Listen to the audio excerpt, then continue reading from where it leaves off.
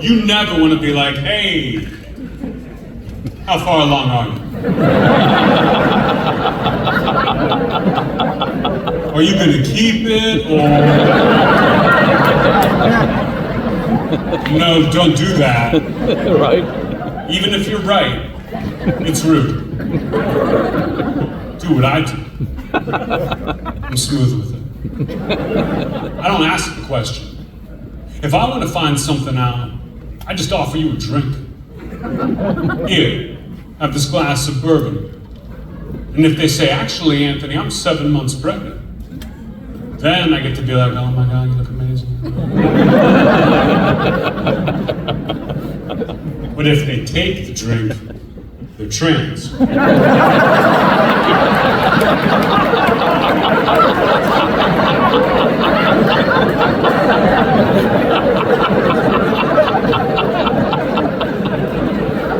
My friends just asked me if I would be the sperm donor for her baby. I said, I don't know. It's a pretty big decision. How old's your baby?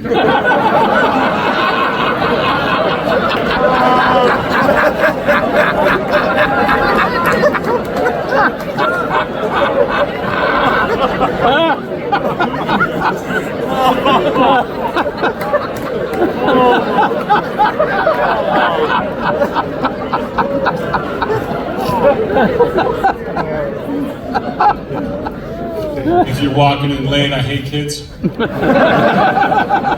I hate them so much, it's my whole thing. And what surprises me is now that I'm getting older, I've got friends, family members having kids of their own. And I don't judge. Throw your life away. What surprises me is these people will text me pictures of the kids. Anthony, I want to see this, send. I never want to see it. The only time a kid shows up on my phone and I'm happy about it, Amber Alert.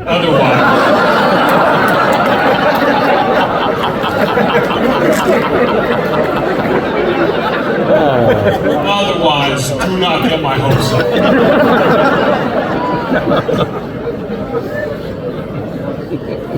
I used to ignore those texts from my friends. Pretend I didn't see them, never respond. Then my sister had a kid. Started getting mad at me. She's like, really, Anthony, no response? You got nothing to say about this picture of your beautiful niece fucking up finger painting. So I came up with a plan. Now anytime anyone texts me a picture of their kids, I write back with the exact same response. Thanks. Gonna save this one for later. Well, that works. You guys can use that, it works. I haven't heard from my sister in a year. It's the last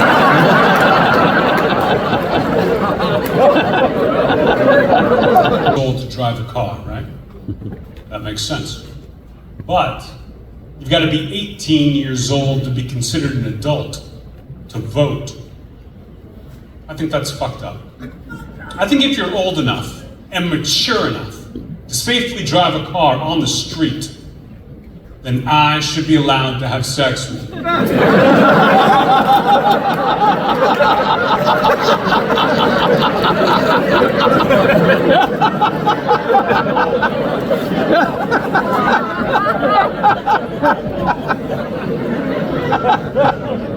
Anyway, that's the only problem with this country.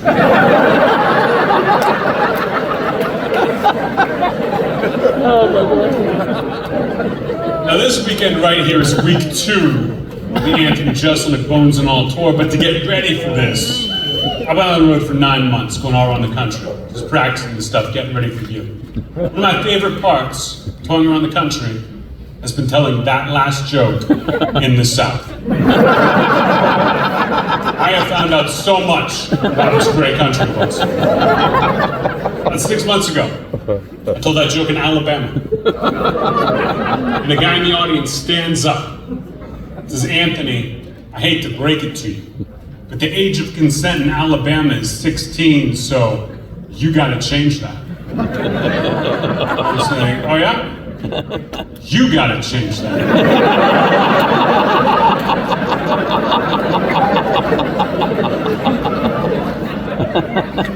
Then a month later, I did a show in Mississippi. Told that joke, then told them about Alabama. Guy in the audience in Mississippi stands up and says the age of consent in Mississippi is 14. And I said, holy shit. I gotta move to Mississippi.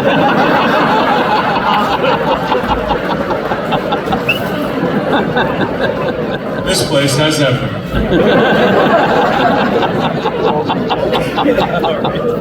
Oh, Lordy. I have a friend who works for the FBI. He pretends to be a 12-year-old girl. Goes on the internet and chats with child molesters all day. I don't know what he does for the FBI.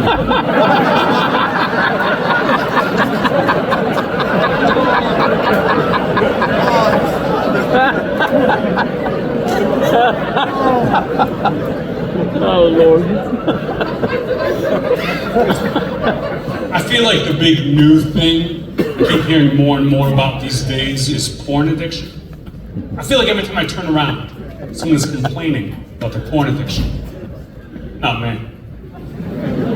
I can handle my shit. But a couple of months ago, I'm at a family reunion. Big jeselnek family reunion, everyone is there. And the very first night, we're all in this giant ballroom eating dinner together as a family. When my cousin stands up, he's 15 years old. He says, I have an announcement to make.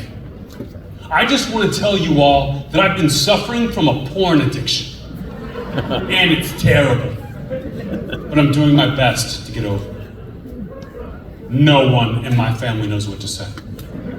Generations of jeselniks are just staring straight ahead, trying to eat their dinner. So I stood up. And I said, hey man, we can watch something else.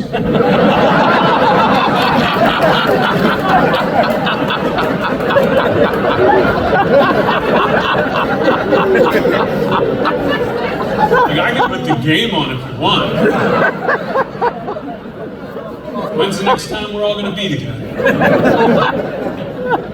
Look, I don't have a porn addiction. I watch a healthy amount of porn.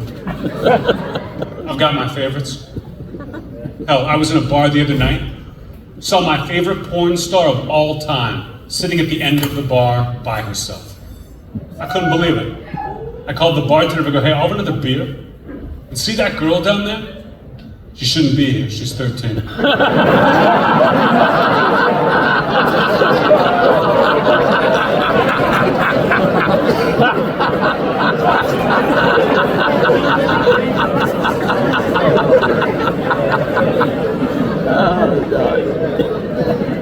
Now, this is where audiences traditionally start to complain. They'll say, Anthony, why do you have so many jokes about abusing children? And why do you do them all in the beginning? This is where I kind of have to stop the show for a minute. And I explain to the audience the concept of gallows humor. Gallows humor is what I'm all about. Gallows humor is when you see something in the world that is so horrible that you have to laugh at it. Otherwise, it would destroy you. A couple of months ago, I'm reading the newspaper. I come across an article about a priest in my hometown of Pittsburgh who just got arrested for molesting an altar boy at the exact same church where I was an altar boy growing up. That was horrifying to read. That could have been me if I'd become a priest.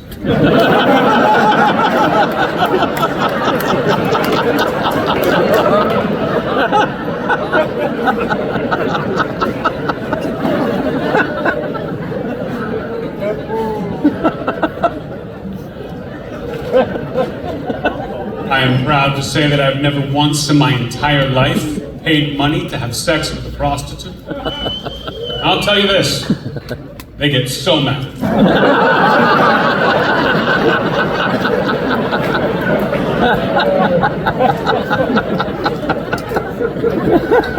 You know, there's one thing I like about Atlanta, and there is one thing I like about Atlanta. Seems like a clean, safe town. Maybe not to you guys. Compared to where I live in LA, for sure. My neighborhood in LA has really gone to shit the past couple years. Gotten dangerous. The other day, a woman in my neighborhood was walking her dog, had the dog stolen from her at gunpoint. Now it's my dog.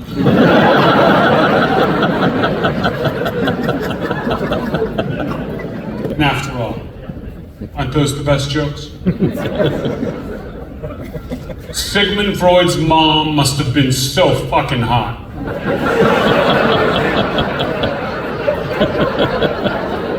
A lot of people faking it, let me explain. Dr. Sigmund Freud, most famous psychoanalyst of all time. His main theory, his main claim to fame, was the theory that every young man wanted to murder his own father and have sex with his own mother. Imagine. Imagine how hot his mom must have been for his colleagues to go, publish that.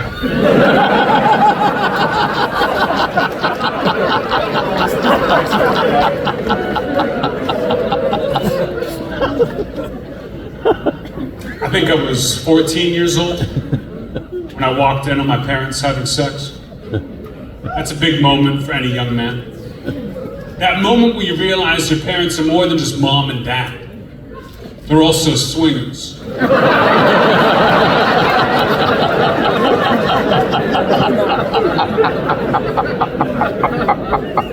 Yeah, that was a core memory for sure. I'll never forget the night of my senior prom. Night of my senior prom, 18 years old, putting on my tuxedo at home. My dad walked in the room, and he handed me a condom. Snuck it to me in a handshake, so fucking gross. Then he looks me right in the eyes and he says, "Anthony, do you have any questions?" And I said, "Yeah, Dad. Do you have one that's still in the wrapper?"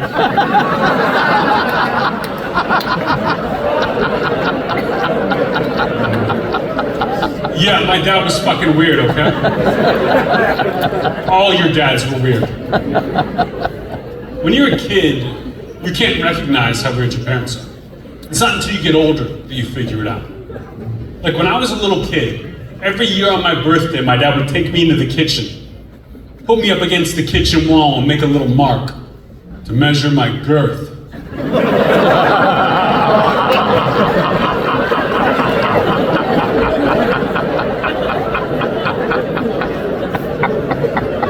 And maybe that messed me up a little bit, I don't know. I feel like I'm a pretty normal guy. Although I do get mad when people try to talk to me about sex. I was having lunch with a friend the other day, and he said, "Anthony, I've been having trouble with premature ejaculation." I said, "Oh yeah? Why don't you try talking about baseball?" He says, "Anthony, don't you mean thinking about baseball?" I said, "I don't give a fuck what you think about. Just don't talk to me about your premature ejaculation."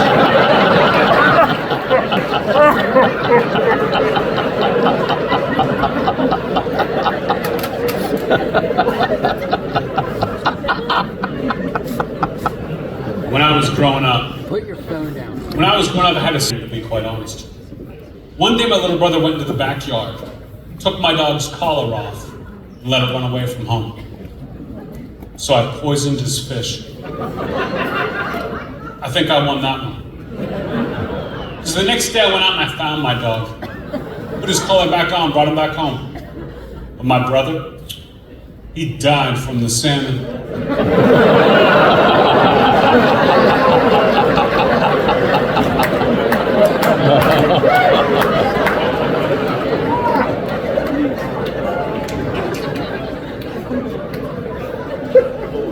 Last year, my parents lost all of their money in a Ponzi scheme.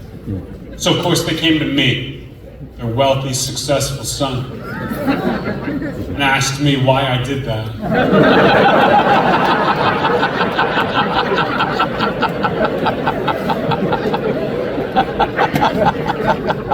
My family didn't have a lot of money when I was growing up. My dad was a volunteer firefighter. If you don't know what a volunteer firefighter is, it is exactly like a regular firefighter. Except your son does not respect you.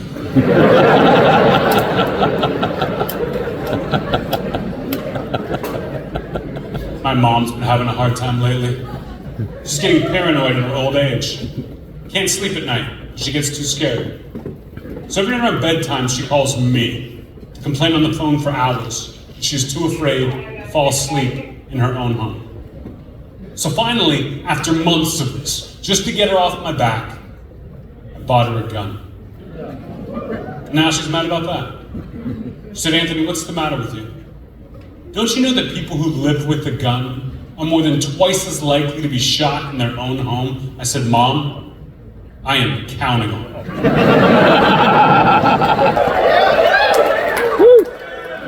That's my impression of a shit comic trying to get on Rogan.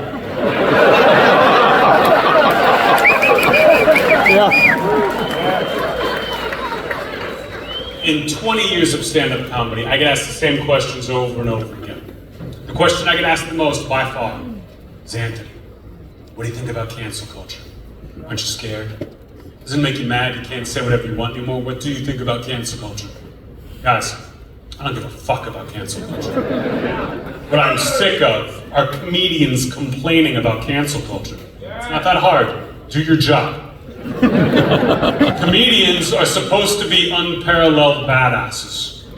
I know this because I have a fucking mirror.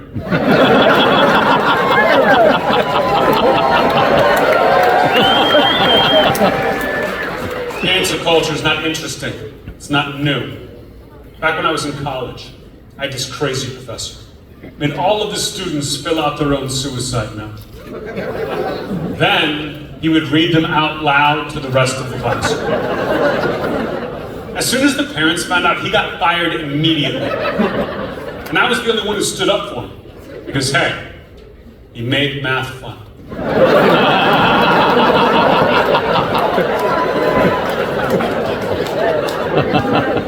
And yes, I did bring up Joe Rogan, do not get me wrong. Joe Rogan is my friend. I love Joe, Joe's a good guy. But if you listen to his podcast, you're a fucking loser.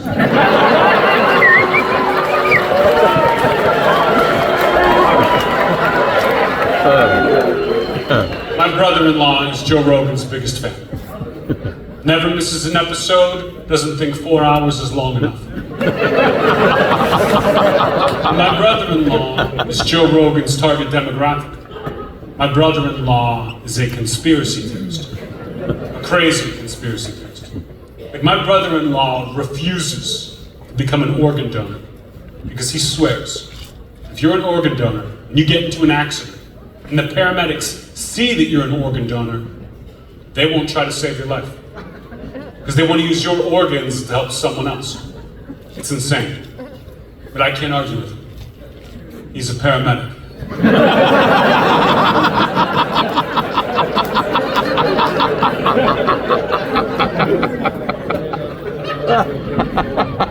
Another question I've been asked 1,000,000 times over the past 20 years. Anthony, what's your favorite joke you've ever written? It's easy. The first one. 20 years ago when I started, I was starting from scratch. I had nothing. I was nothing. I was going to open mics, performing for bitter open mic comedians who never laugh at anything. Trying to find my voice. And could I make a living doing this? For 6 months it was impossible. Then one night, Saturday night in Studio City, a little coffee shop, I told this joke for the first time, changed my whole life. I said, guys, my girlfriend loves to eat chocolate. She's always eating chocolate. And she likes to joke she's got a chocolate addiction. She's like, keep away from those chocolate bars, I'm addicted to them, and it's really annoying. So one day I put her in the car, and I drove her downtown, and I pointed out a crack addict.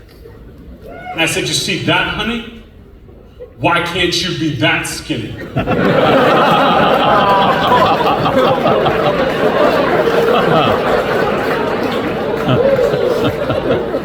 I will never forget telling that joke for the first time. It's proof.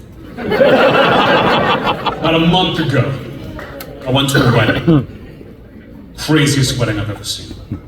After the ceremony, every single person there took Molly. The bride took Molly. The groom took Molly. The parents, the grandparents, every single person there was on Molly. Craziest shit I've ever seen. I blacked out around midnight. Woke up the next morning in a fucking hammock somewhere. Went and found the bride and groom and I was like, hey guys, did I do anything embarrassing last night? And they said, yeah, Anthony. You spiked the punch with Molly. Thank you very much, Anthony. You're amazing.